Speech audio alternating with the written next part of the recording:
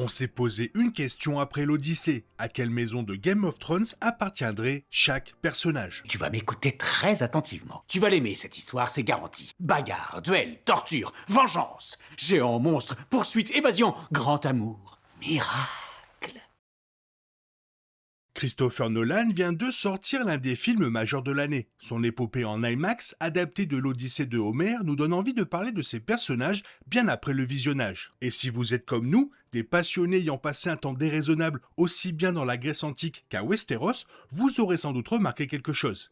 Les personnages de l'Odyssée sont profondément humains, définis par leurs valeurs, leurs failles et leur rapport au pouvoir. Autant de traits qui rappellent à notre univers de fiction que nous connaissons et adorons. Voici donc la question que nous n'avons cessé de nous poser une fois le générique de fin passé. Si ces personnages vivaient à Westeros, à quelle maison appartiendraient-ils? Ne nous contentons pas de simples impressions, analysons leur façon de penser, d'agir, de diriger et de survivre pour les répartir entre les différentes maisons. Elliot Page incarne Sinon, le soldat grec qui a ouvert les portes de Troie, et le film ne tarde pas à montrer sans détour le prix qu'il a dû payer pour cela. Sinon était un jeune homme enrôlé de force dans la guerre, après que Antinos a secrètement échangé sa place avec lui pour échapper au service militaire. On lui a remis le sacrifice d'un autre et on l'a contraint à le porter. Dans la version de Nolan, il ne correspond pas au célèbre menteur dépeint par Virgile, mais s'apparente davantage à un héros tragique. C'est un jeune homme qui accomplit sa mission en pleine conscience des conséquences et qui meurt à la guerre sans que personne, chez lui, ne connaisse même son nom. Lorsque Ulysse le rencontre aux enfers, il qualifie Sinon de plus grand soldat qu'il ait jamais connu, une phrase percutante qui le rapproche des Stark. L'histoire des Stark regorge de personnages qui ont agi avec honneur pour ne récolter en retour qu'une tombe précoce et une simple mention dans le récit d'un autre. Sinon, lui non plus, n'a eu droit ni à la reconnaissance, ni à une statue, ni à une chanson. Et l'homme dont il a contribué à gagner la guerre n'a véritablement saisi sa valeur que lorsqu'il était trop tard pour la lui dire. Winter is coming, Sinon le savait et il y est tout de même allé. Hélène est la femme la plus disputée du monde antique. On lui a imputé la responsabilité de guerre dont elle n'était pas la cause et on a fait d'elle un symbole, alors qu'elle n'a jamais été qu'une simple personne. Dans le film de Nolan, Lupita Nyong'o l'incarne avec une dignité qui transcende tout le tumulte qui l'entoure. Nous pensons que la maison Martell lui correspond parfaitement. Les Martell furent la seule grande maison à résister avec succès à la conquête des Targaryens. Ils ne suivent pas les mêmes règles que les autres. Évoluant dans une culture et un climat différents, ils se sont toujours tenus quelque peu en marge du jeu, tout en y participant pleinement. Les femmes de Dorne, Ellaria, Arianne et même Oberyn, à sa manière, possèdent une liberté et une fougue que le reste de Westeros ne sait pas vraiment gérer. Hélène est tout aussi singulière. La devise des Martell est « insoumis, invaincu, intact ». Hélène ne s'est jamais brisée, même lorsque le monde entier a décrété que son visage était la cause d'une décennie de guerre. Clytemnestre mérite sa maison Lannister, et l'on peut dire qu'elle le porte le mieux. Lupita Nyong'o incarne à la fois Hélène et sa sœur Clytemnestre dans le film. Ce double rôle est une idée de génie. Alors que Hélène se montre passive dans l'histoire, subissant les agissements de son entourage, Clytemnestre est tout l'opposé. Elle a attendu le retour de Agamemnon après 10 ans de guerre pour l'assassiner. Un acte mûrement réfléchi et présenté par le film comme une forme complexe de justice. Agamemnon avait sacrifié leur fille pour obtenir les vents favorables nécessaires à la traversée vers Troie, et Clytemnestre ne l'a jamais oublié. C'est toute l'essence même de Cersei Lannister, cette Lannister qui agit, qui élabore des plans et qui refuse d'être un pion passif dans le jeu d'autrui. La différence, c'est que Clytemnestre avait un grief tout à fait légitime, que le public peut réellement comprendre. C'est la Cersei que l'on soutient jusqu'au moment où l'on se rappelle ce qu'elle a fait. Dans le film, l'histoire d'Agamemnon fait figure de mise en garde. Ce grand roi, revenu de Troie, fut assassiné par sa propre épouse. Son récit plane sur le périple de Ulysse, tel un avertissement. Même les hommes les plus puissants peuvent chuter lorsqu'ils oublient ce qui les attend au foyer. Pour filer la métaphore de Westeros, Agamemnon est un Baratheon qui s'est brûlé les ailes à force de vouloir voler trop près du soleil. Plus précisément, un Robert Baratheon dont l'obsession pour la guerre et la gloire a laissé sa vie familiale en ruine. Robert a certes remporté la guerre, mais à son retour, il a découvert un royaume qui commençait déjà à pourrir de l'intérieur, au sein même de sa cour. Si aucune épouse ne l'a poignardé, Cersei, elle, semblait aiguiser sa lame depuis des années. Tous deux étaient des légendes sur le champ de bataille, mais tragiquement aveugles chez eux. Agamemnon incarne ce qui advient lorsque la fureur de la maison Baratheon n'est tempérée par aucune sagesse. Eury Locke est celui qui se tient aux côtés du héros, le regarde prendre des décisions de plus en plus discutables et est le seul à avoir le courage de s'y opposer. La prestation de Himesh Patel a été l'une des plus remarquées du film, et l'on comprend aisément pourquoi. Eury Locke est le beau-frère de Ulysse. Tout son arc narratif repose sur ce dilemme. Que faire lorsqu'on aime son roi, mais que celui-ci est en train de se perdre? Sa confiance s'effrite lentement et douloureusement. S'il finit par agir à l'encontre des ordres de Ulysse, c'est parce qu'il estime ne pas avoir d'autre choix. Et cela le détruit. C'est une histoire qui porte la marque des Stark de bout en bout. Les Stark ont toujours été cette maison qui fait ce qui est juste, mais exactement au mauvais moment, et qui en paie le prix fort. Ils ne sont ni les plus rusés, ni les plus puissants, mais ils possèdent une boussole morale qui ne fléchit jamais, même lorsque transiger leur sauverait la vie. Ned Stark aurait immédiatement compris Eury Locke. Il aurait probablement pris la même décision. Le fidèle Porcher, l'homme qui est resté loyal envers son roi absent pendant 20 ans, alors que tous les autres avaient fait une croix sur Ulysse, Eumée est peut-être le personnage le plus honorable de tout le film. Il incarne parfaitement l'esprit de la maison Mormont. Îlot Ours est petite et passe facilement inaperçue. Les Mormons ne possèdent ni l'or des Lannister, ni les dragons des Targaryens. Ce qu'ils possèdent, c'est une loyauté quasi obstinée, inébranlable, quelles que soient les circonstances politiques. Lyanna Mormont, du haut de ses 11 ans, a soutenu le regard d'une assemblée de seigneurs et a rallié sa maison à la cause de Jon Snow sans ciller. Eumée a fait tourner le domaine d'Ulysse, a gardé foi en un homme que le monde entier croyait mort, et, le moment venu, il s'est levé pour combattre. La devise des Mormons est « Ici, nous nous tenons debout », Eumée n'est jamais allé nulle part. Il est resté là, debout, tout du long.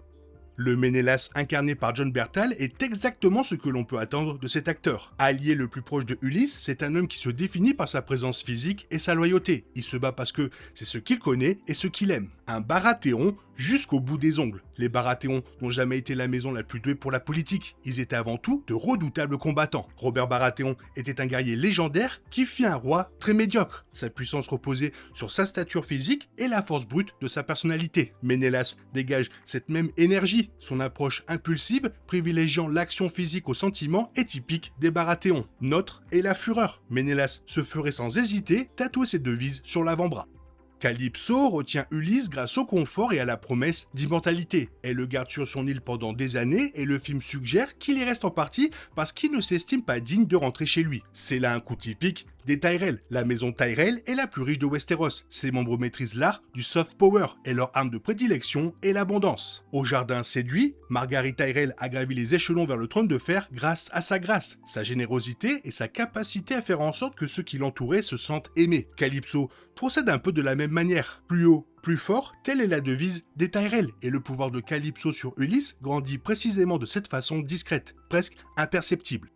Athéna est une divinité qui intervient dans les affaires des mortels pour ses propres motifs. Elle se choisit des favoris et descend parfois des cieux pour rétablir l'ordre. Protectrice divine d'Ulysse, le seul capable de la voir, elle opère sur un plan inaccessible au commun des mortels. Si cela ne relève pas de l'essence même des Targaryens, alors rien ne le fait. La maison Targaryen a toujours évolué dans une sphère à part. Ils possèdent des dragons, font des rêves prophétiques, sont marqués par une histoire mêlant folie et grandeur à part égale et tirent leur singularité d'une lignée ancestrale qui les distingue de toutes les autres maisons. Daenerys, en particulier, se percevait comme une libératrice et une protectrice, investie d'une mission divine pour établir l'ordre. Athéna traverse le film de la même manière, au-dessus de la mêlée. Elle choisit qui aider et qui abandonner avec une certitude qui peut sembler aussi bien rassurante qu'effrayante, selon le camp que l'on choisit. La devise des Targaryens est « Feu et sang », celle d'Athéna pourrait être « Sagesse et guerre », c'est assez proche.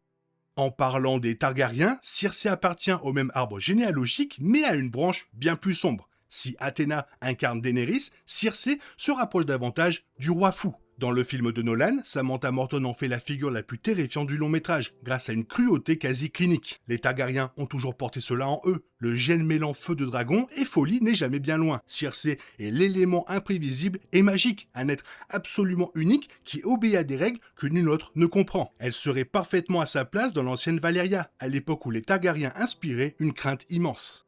Mélanto pourrait être Littlefinger. Mia Goth campe une Mélanto qui, au début du film, est la servante de Pénélope en qui cette dernière a le plus confiance, ayant grandi au sein de la maisonnée. Elle finit par la trahir, misant de manière calculée sur le camp des vainqueurs. Dans la version de Nolan, elle est la maîtresse de Antineos, on la voit lui transmettre des informations confidentielles depuis l'intérieur de la maison, et, fait le plus accablant, c'est elle qui lui révèle la ruse du tissage de Pénélope, ruinant ainsi tout le stratagème. Elle a fait partie du cercle restreint tout du long amassant et exploitant des informations avec une vilainie insidieuse digne de Littlefinger. De la même manière, Peter Baelish s'est rendu indispensable, avait accumulé des secrets et attendu le moment opportun pour les transformer en pouvoir. Mélanto agit sensiblement de la même façon, jusqu'à ce que Pénélope découvre le poteau rose et la précipite dans la bataille contre les prétendants en guise de châtiment. La fin est empreinte d'une ambiguïté tout à fait appropriée. On ne la voit pas mourir à l'écran, ce qui, à bien y réfléchir, est très caractéristique de Littlefinger. Antineos est celui qui vous donne la chair de poule. Robert Pattinson incarne ce prétendant en chef comme un homme d'une arrogance absolue et d'une dangerosité extrême. Il arbore son charme tel une armure, dissimulant un pur mélange de calcul et de mépris. C'est Cersei Lannister sous son pire jour. La maison Lannister a toujours été marquée par cette dualité. D'un côté, le stratège brillant, de l'autre, l'intrigant imbu de lui-même qui confond cruauté et pouvoir. Antineos est le genre de prétendant qui se plairait à Port-Réal. Il y prospérerait jusqu'au moment où quelqu'un armé d'un arc mettrait fin à son existence, ce qui finit par arriver. Télémaque pourrait être Robb Stark, un jeune homme défini par l'absence de son père et par le besoin de faire ses preuves dans un monde qui ne cesse de le mettre à l'épreuve. Tom Holland incarne un Télémaque en quête simultanée de deux choses, son père disparu et sa propre identité. C'est un jeune homme idéaliste, sincère et quelque peu téméraire. Il entreprend son périple en partie par devoir et en partie parce qu'il ignore qui il est sans Ulysse pour se mesurer à lui. Cette lutte autour d'une identité héritée, celle du fils d'une légende cherchant à sortir de l'ombre de son père, rappelle étrangement tout le parcours de Robb Stark. Tous deux font preuve d'une loyauté sans faille, se précipitent vers le danger en privilégiant le cœur à la stratégie et cherchent, au bout du compte, à se montrer à la hauteur d'un idéal. La différence, c'est que Télémaque parvient à rentrer chez lui. Pour autant, l'âme du Nord est indéniablement présente. Alors que tous ceux qui l'entourent cherchent à s'emparer du pouvoir, Pénélope ne souhaite qu'une chose, maintenir la cohésion de son foyer. Loyale et patiente, elle porte avec dignité un fardeau écrasant. Les prétendants consomment ses vivres et son vin, bafouent son foyer et tiennent son mari pour mort. Elle endure tout cela sans jamais céder un pouce de terrain. C'est là l'essence même de la maison Stark. Ils survivent grâce à une constance inébranlable et à un attachement viscéral à ce qui est juste. La célèbre ruse de Pénélope, tisser un linceul le jour pour le défaire la nuit et ainsi gagner du temps face à ses prétendants, rappelle étrangement l'éthique des Stark. La devise des Stark est « l'hiver vient », ce qui en fait une manière poétique de dire que nous voyons les temps difficiles approcher et que nous y sommes préparés. Pénélope a passé 20 ans à se préparer. Elle a patienté et a empêché Ithaque de s'effondrer. Elle aurait parfaitement sa place à Winterfell.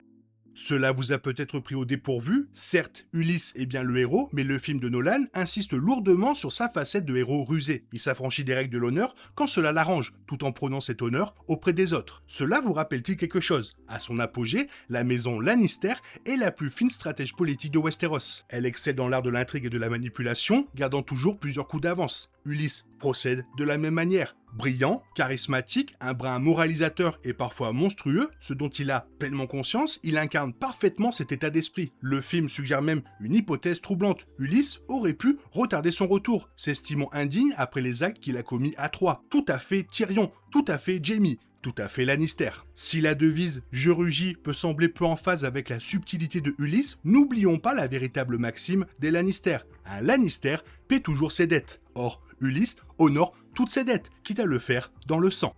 Une créature immense, unique et terrifiante qui évolue en dehors des structures politiques du récit, vit en marge de tous et finit victime de la ruse d'un homme habile, tout en suscitant, si l'on ne regarde de plus près, une certaine pitié. C'est tout le portrait du roi de la nuit, une force de la nature, un être ancestral, régi par des logiques qui échappent au commun des mortels de l'histoire. Et tout comme avec le roi de la nuit, une fois que Ulysse a réglé son compte au Cyclope, on éprouve étrangement un certain malaise face au dénouement. Certains personnages sont tout simplement trop grands pour tenir dans une maison, et ils sont ce qu'ils sont, un poids c'est tout. Que vous sortiez tout juste de la salle de cinéma, ou que vous soyez un admirateur de Homère de longue date, ces figures antiques possèdent une dimension qui refuse de rester confinées au passé. Elles aspirent au pouvoir, perdent des êtres chers et prennent des décisions désastreuses pour des raisons tout à fait compréhensibles. Cela ne vous rappelle pas Westeros?